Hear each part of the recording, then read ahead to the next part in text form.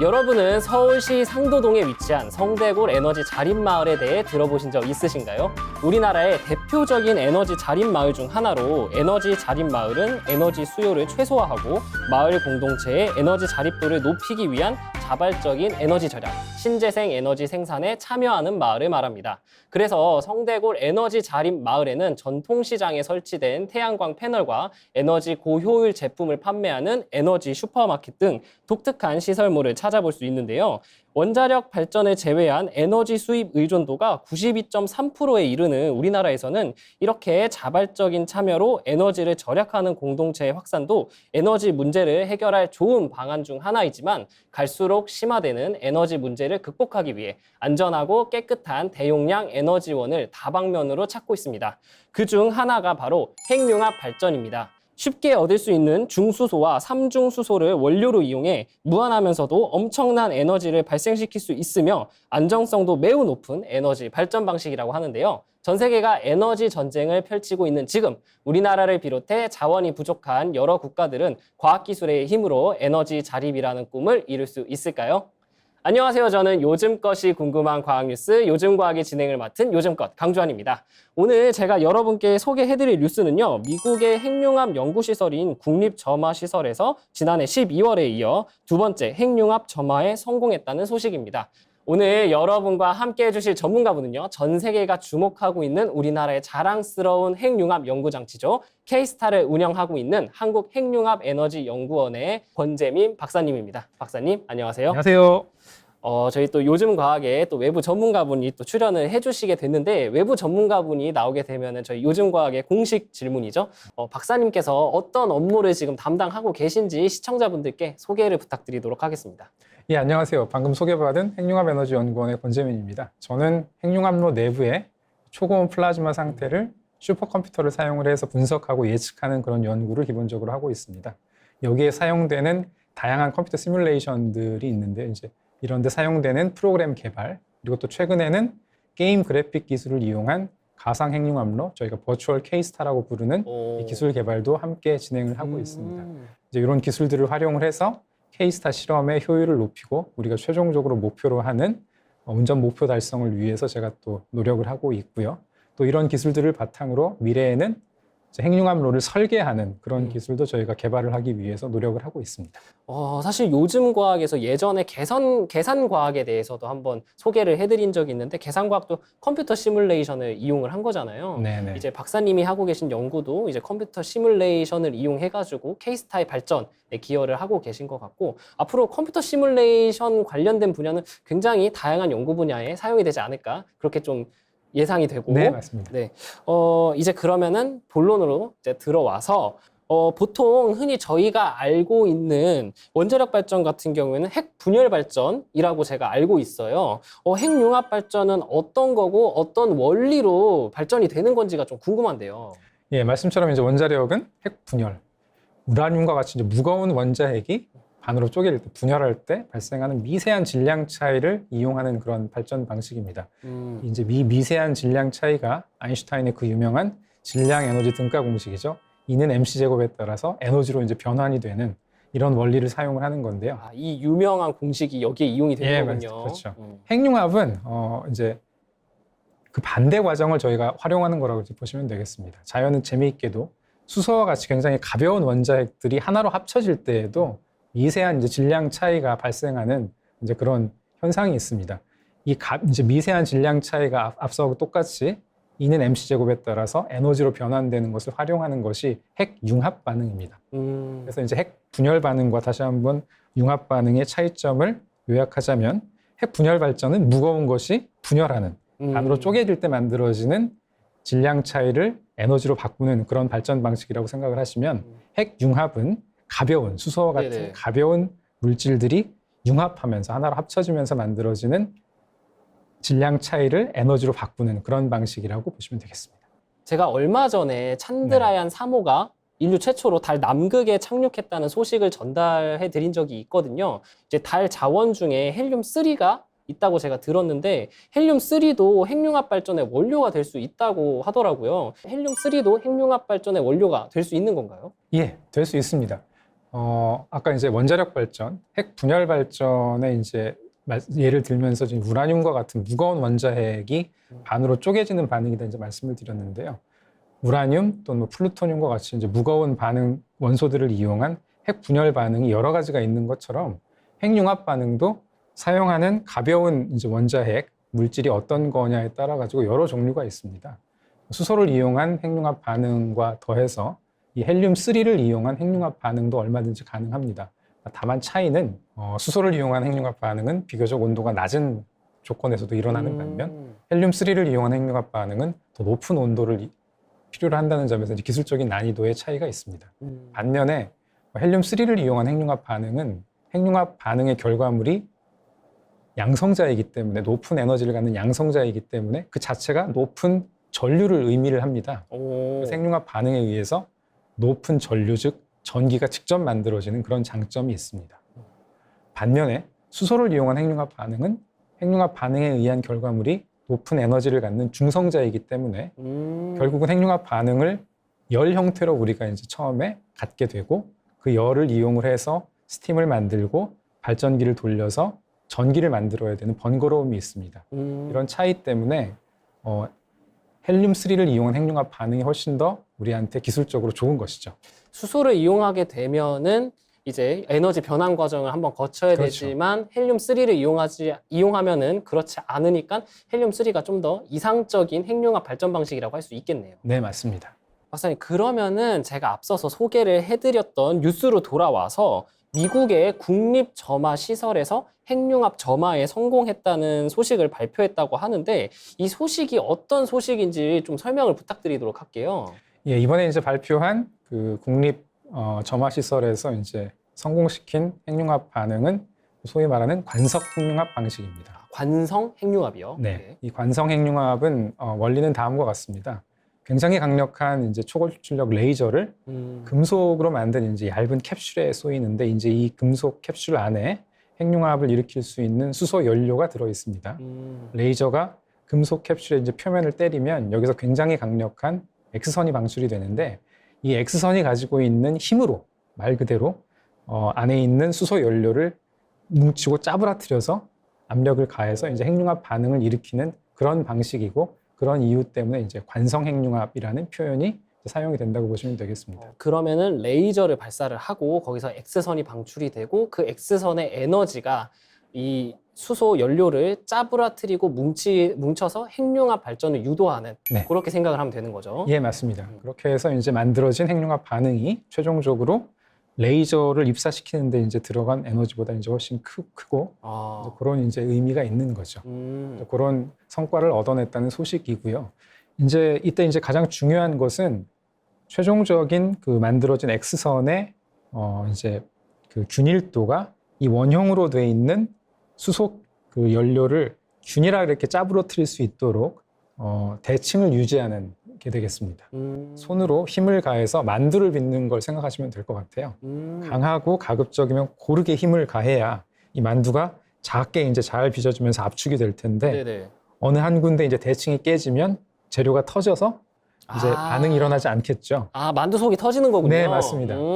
이제 사실은 국립 그 점화 시설에서 작년에 이미 한번 점화에 성공한 이제 실험 결과를 발표한 바가 있는데요. 그 이후에 계속해서 또 실패를 하다가 이제 얼마 시간이 지난 후에 다시 두 번째로 성공을 했다는 소식이 이제 이번 발표가 되겠습니다. 그래서 뉴스에 두 번째 성공이라고 발표를 한 이유가 그것 때문이군요. 네. 현재 이제 레이저 핵융합에 사용되는 이제 금속 캡슐, 그 안에 이제 핵융합 재료가 들어있는 이 금속 캡슐을 홀럼이라 부르는데요.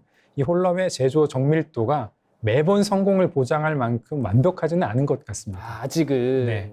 그리고 또 이제 여기에 사용되는 레이저의 출력 효율을 높이는 그런 부분과 입사 시점을 보다 완벽히 제어해서 최종적으로 이렇게 대칭을 유지하면서 연료를 압축해서 이 핵융합 반응을 이끌어낼 수 있는 이런 기술을 개발을 하는데 그런 부분에서 노력이 계속 이어질 걸로 생각을 합니다. 이번에 두 번째 성공 같은 경우에는 7개월 만에 성공을 했다고 하는데 이제 지속적으로 이제 노하우가 쌓이다 보면은 이제 네. 성공 주기도 짧아지고 이제 나중에는 성공은 너무 당연한 거고 이제 실제로 에너지가 얼마나 더 많이 나오는지 그런 게 더 관건이 되지 않을까 싶고요. 제가 앞서 소개해드렸던 자랑스러운 우리나라의 핵융합 장치죠. 이제 케이스타. 케이스타도 굉장히 높은 수준의 핵융합 장치라고 들었는데 미국과 비교해서 어떤 수준인 건지가 좀 궁금한데요. 예, 케이스타에 대한 자랑을 제가 이제 하려면 핵융합의 원리에 대해서 조금 더 자세하게 설명드리는 게 필요할 것 같습니다. 핵융합 반응은 이제 이렇게 말씀드렸던 것처럼 수소와 같은 가벼운 원소에 이제 원자핵을 융합하는 그런 과정인 거고요. 이럴 때 이제 문제가 되는 것은 그 수소의 원자핵이 가지고 있는 이제 양전자, 양전기, 두 개의 양전기를 가진 입자를 이제 합치는 그런 과정이 이제 어렵다는 점이죠. 두 개가 쿨롬 전기의 반발력 같은 이제 전하를 갖기 때문에 이 반발력을 이길 수 있을 만큼 높은 에너지 상태로 얘들을 준비를 해야 되는 이제 기술적인 숙제가 있습니다. 그러니까 플러스랑 만나니까 네네. 서로 반발력이 일어나는 거고 두 개를 합치려면 그 반발력을 뛰어넘을 수 있는 네, 힘이 필요한 거군요. 네, 물질이 이렇게 핵융합 반응이 가능할 정도로 높은 그런 초기 에너지 상태를 갖게 되면 자연스럽게 물질의 상태가 플라즈마라고 하는 것으로 바뀌게 됩니다. 플라즈마요. 말만 들어봤는데. 예. 물질이 이제 온도가 낮을 때는 우리가 잘 아는 고체 상태가 되었다가 온도가 증가하면서 액체 그리고 이제 기체 상태로 변하지 않습니까? 네네. 최종적으로 더 높은 온도가 이제 가해지면 물질이 이제 플라즈마 상태라고 하는 것으로 바뀌게 되는데요. 플라즈마 상태는 쉽게 말해서 전기를 띤 입자들이 기체처럼 자연스럽게 돌아다니는 그런 거라고 이제 보시면 되겠고, 이런 것들을 가두기 위해서 전기를 가지고 있으니까요. 이런 것들을 가두기 위해서 굉장히 강력한 자기장을 이용을 하게 되는데 기본적으로 핵융합 장치, 케이스타와 같은 핵융합 장치는 이렇게 강력한 자기장을 만들어서 플라즈마를 만들고 가두는 그런 장치라고 보시면 되겠습니다. 이제 이렇게 자기장을 이용해서 초고온 플라즈마, 1억 도에 이제 가까운 플라즈마를 저희가 만들게 되는데요.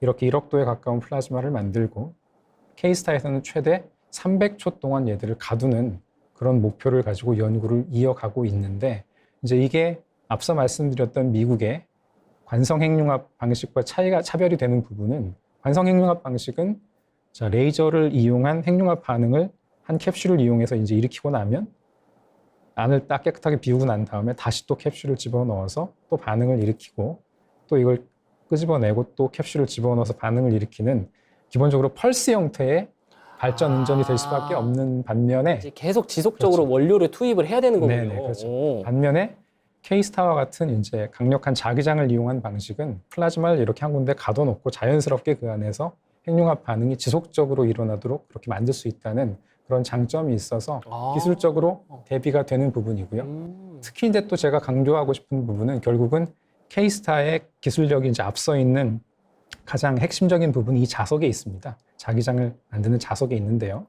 보통 외국에 있는 실험 장치들이 이 자기장을 만들기 위한 자석으로 구리 자석을 사용을 합니다. 반면에 케이스타는 초전도체라고 하는 물질을 사용한 자석을 이용을 하는데요. 이 네네. 초전도체를 이용한 자석은 굉장히 강력한 자기장을 만들 수 있으면서 또 동시에 이 초전도 상태가 기본적으로 물질의 전기 저항이 없어지는 그런 상태여서 네네. 한번 자석을 이제 만들고 나서 거기에 이제 전류를 흘려줘서 자기장을 만들고 나면 이 안에 있는 흐르는 전류가 사라지질 않습니다. 그래서 계속해서 굉장히 강력한 자기장 상태가 외부에서 추가적인 전류 공급 없이 유지될 수 있는 그런 장점이 있는데, 이 케이스타가 이제 그런 최첨단의 초전도 자석을 사용을 하고 있고, 이제 그런 측면에서 외국에 있는 장치들보다 이제 한 세대 앞서 있는 그런 장치라고 말씀드릴 수가 있겠죠. 사실 초전도체라는 게 얼마 전에 굉장히 큰 이슈가 한번 있었었잖아요. 예, 맞습니다.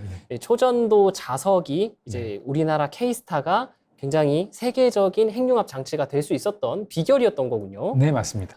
앞서서 지금 케이스타가 1억도 300초를 이제 유지를 해야 된다고 말씀을 해주신 거잖아요. 네. 이 구체적인 수치들이 등장하게 된 이유가 무엇인지 좀 궁금한데요. 예, 1억 도는 이제 핵융합을 위해 사용하는 재료인 중수소 그리고 삼중수소의 충돌 단면적, 즉 핵융합 반응 효율이 극대화되는 그런 온도입니다.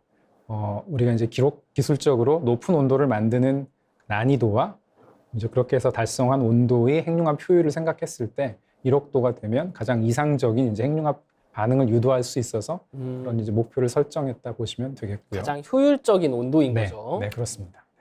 그리고 나서 이제 이런 1억 도의 플라즈마를 300초 동안 감금하는 목표를 설정한 이유는 이렇게 이제 설명드릴 수 있을 것 같습니다. 핵융합 장치에 감금이 돼서 정확하게는 이제 핵융합 장치의 강력한 자기장에 묶여 있는 초고온 플라즈마가 굉장히 많은 시간 척도를 가지고 이렇게 이제 안에서 변화를 합니다. 네네. 가장 이제 짧은 그런 시간 척도는 예를 들어 플라즈마의 열 전도율을 결정하는 미신 안류인데요. 얘들은 이제 마이크로 세컨드 정도의 시간 척도를 가지고 있고 굉장히 짧은 시간 네. 동안에 그렇죠. 일어나는 거죠. 아주 짧은 시간인 거죠. 이제 이 자기장에 묶여 있는 플라즈마의 이제 기본적인 안정성은 또 수 밀리세컨드 정도의 현상을 가지고 있는 그런 이제 시간 척도를 가지고 결정이 됩니다. 근데 이제 가장 긴 시간 척도는 그럼 뭐냐? 이제 우리가 보통 핵융합 플라즈마가 핵융합로를 구성하는 이 장치의 재료에 흡수됐다가 다시 방출이 되는 소위 월타임이라고 부르는 그런 건데요. 이 시간이 보통 수십 초 내외입니다. 네네. 그래서 이제 이렇게 수 밀리세컨드 또 수 마이크로세컨드에서부터 시작해서 이제 수십 초에 이르는 여러 다양한 시간 스케일들 모든 것들을 우리가 한꺼번에 이해하고 제어할 수 있다고 하면 장기적으로는 이제 핵융합 장치를 원하는 24시간 연속 운전을 할 수가 있게 될 텐데요.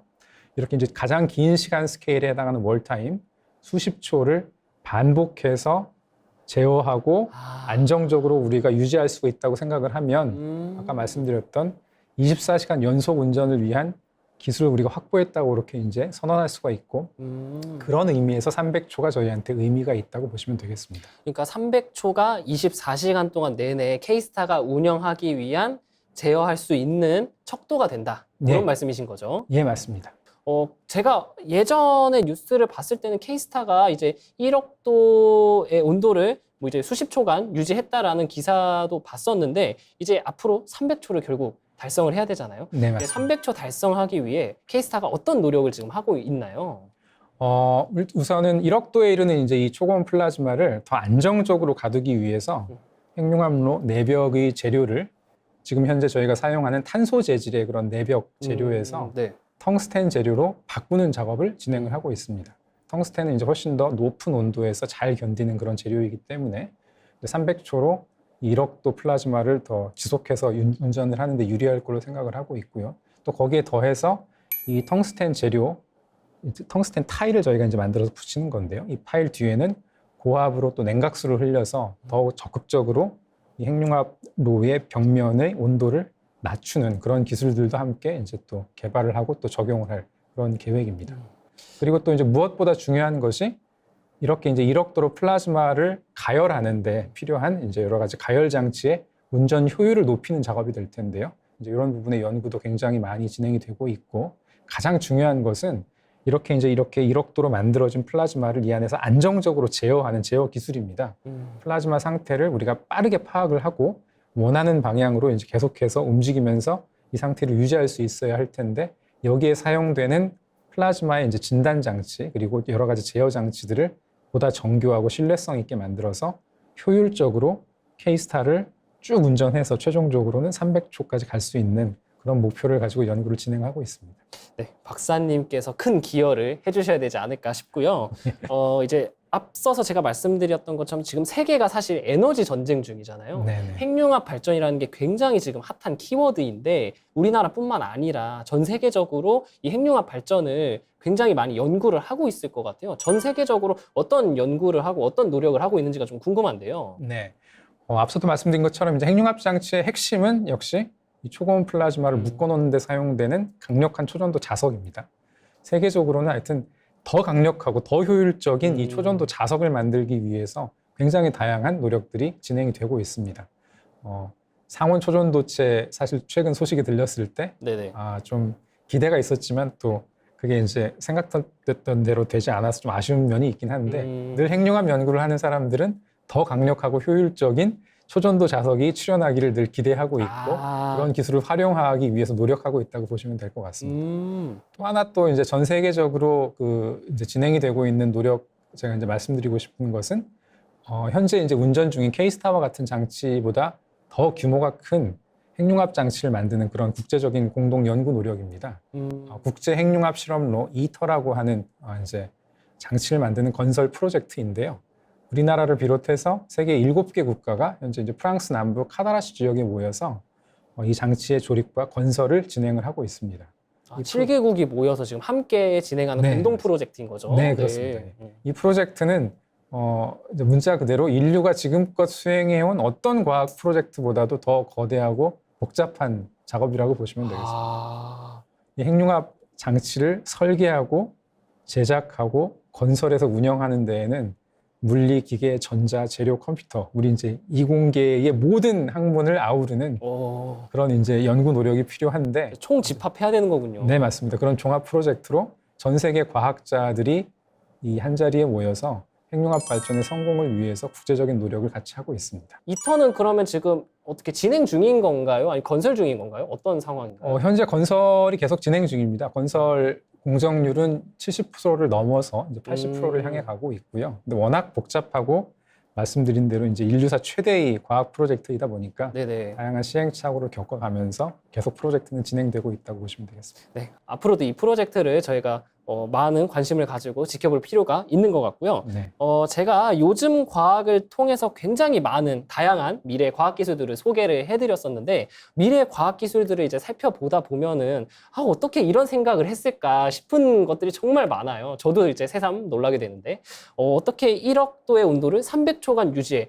저는 그거 불가능하지라고 이제 생각을 했을 것 같은데 이제 세상을 바꾼 사람들은 이제 긍정적인 사람들이었다라는 말도 있잖아요. 그런 말처럼 이제 눈앞의 한계에 좌절하지 않고 어떻게 하면 이 한계를 극복할 수 있을까? 이런 긍정적인 생각을 가지고 세상을 바꾼 분들이 과학자이지 않을까? 그런 생각이 드는 것 같습니다. 오늘 다양한 핵융합 발전 방식과 대한민국에 뜨는 두 번째 태양이죠. K스타에 대해서 알려주신 권재민 박사님께 감사하다는 말씀 드리고요. 오늘 저희가 준비한 뉴스는 여기까지입니다. 다음번에 더 흥미로운 과학 뉴스로 찾아오도록 할게요. 그럼 안녕!